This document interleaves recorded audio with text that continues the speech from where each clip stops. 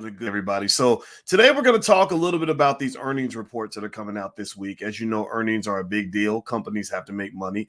So I'm going to tell you what I'm seeing, what I'm reading, and what I'm learning, and how to get ready for this week. And so get comfortable, buckle up your seatbelt. We're going to get started on the Black Financial Channel right now.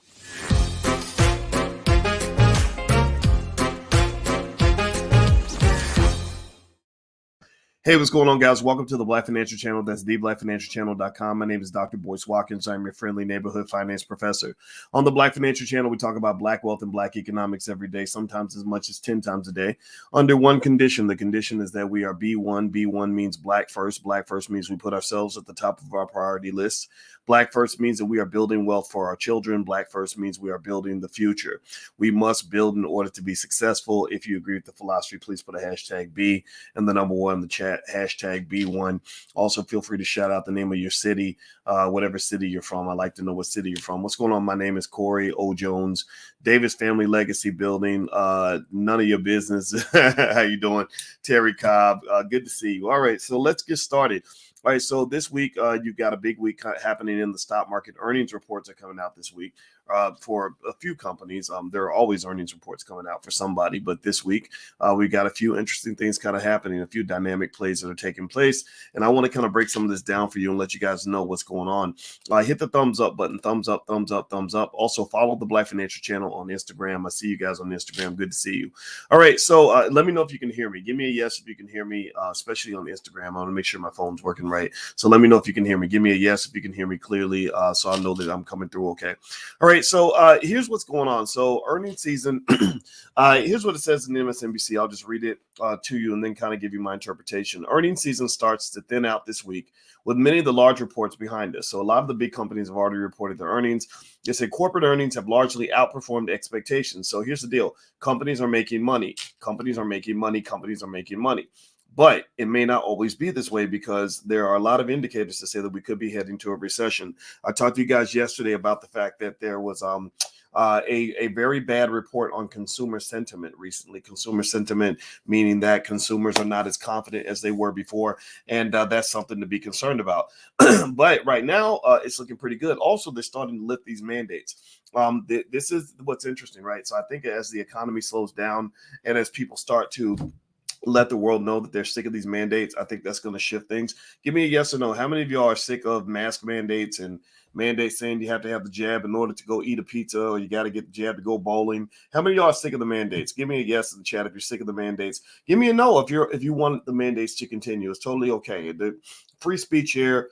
Free choice here, free everything here. Give me a yes if you're sick of the mandates. Give me a no if you think the mandates are fine and you want to keep going with the mandates. I'm sick of the mandates. I'm raising both hands because I think it's all a little bit of an overreaction. So they said Restaurant Brands International, Airbnb, and Walmart are all due this week and are expected to shed more light on economic headwinds. So these companies are releasing their earnings, and it's going to give us insight into how the economy's doing and what's going on right now. So Restaurant Brands International, they said that they are going to report their earnings 6:30 a.m. Eastern time on Tuesday, followed by an investor call at 8:30. And so last quarter, they beat their earnings despite labor challenges that weighed on sales. This quarter, analysts expect a 30% earnings pop this year. That's a big deal because we're always wondering how restaurants are doing. The national chains did okay. What made me really sad about the pandemic is that a lot of local restaurants got killed. And, unfortunately, that's just kind of the way the ball bounces in America, where they tend to favor large corporations over everybody else. So here's what they said. They said Wall Street has high expectations for same-store sales growth for both Tim Hortons and Burger King, but both chains have been seeing sluggish demand in their home markets in recent quarters. Popeyes, the gem of Restaurant Brands portfolio. By the way, y'all make Popeyes rich. You know, you're making these people rich. So you might want to be a shareholder so you can at least benefit from all that refried diabetes they sell in the whole black community. It's the gem of the restaurant portfolio. It's faring better, but facing tough comparisons to last year's strong performance. Also expect an update on the company's acquisition of Firehouse Subs. Moving on, Airbnb is going to report Tuesday after the close with an investor call at 5:30 p.m. Airbnb last saw its profit surge 280% as its revenue is at top revenue estimates this quarter. Wall Street's forecasting a per share profit after a massive per share loss during the same quarter a year ago. So Airbnb has started to become profitable. What CNBC tech reporter Jessica Berzinski is watching. She says analysts widely view Airbnb as one of the most resilient names in travel, but the home sharing company could have hit a slump due to the Omicron variant. Investors will be waiting to see how a surge in cases affected the company and whether it will materially impact the first quarter. What history shows, Airbnb shares have advanced after each of the company's 4 quarterly earnings reports as a public company. So every quarter Airbnb has been out, the stock price has gone up after the company has announced earnings. So that's a 100% success rate. That's pretty good. That could mean that owning Airbnb could be a good move for your portfolio, but I encourage you to pay attention to long-term fundamentals, not simply gamble on the earnings report. Now, if you are trying to play the earnings report, there are various option strategies you can use that will allow you to benefit from the volatility. Volatility definitely happens when an earnings report is released. I have an options masterclass, actually. It's stockoptionsmasterclass.com. So if you'd like to go take a look, just go to stockoptionsmasterclass.com if you'd like to learn more about options. Do me a favor, hit the thumbs up button, thumbs up if you haven't done it yet. And also for those who want to get text alerts when we go live, my text number is on the screen. You just text the word voice to 31996. Excuse me. Text voice to 31996. All right, so let's see here. So Thursday, Palantir is going to announce earnings, and they said Palantir also reported 36% revenue growth, and they're projected to have a strong finish this year.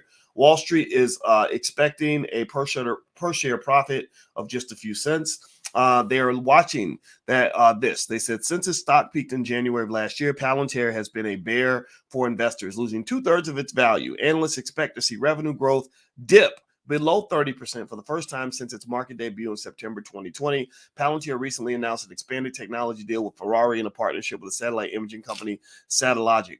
History shows that of five quarterly reports since Palantir went public, the stock has advanced 3 times and fallen twice, each time more than 8% in either direction, according to Bespoke. So there's a lot of volatility with Palantir stock. Walmart is the last company I'll kind of hit on today. I like Walmart as a long-term investment. Those of you who are in the stock market investing class know that I recommended Walmart a long time ago. Walmart has done extremely well. Let me look at the chart of Walmart stock.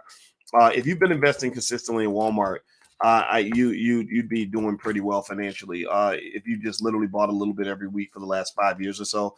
For the last 5 years, Walmart stock has gone up about 95%. So it's pretty much doubled in the last 5 years.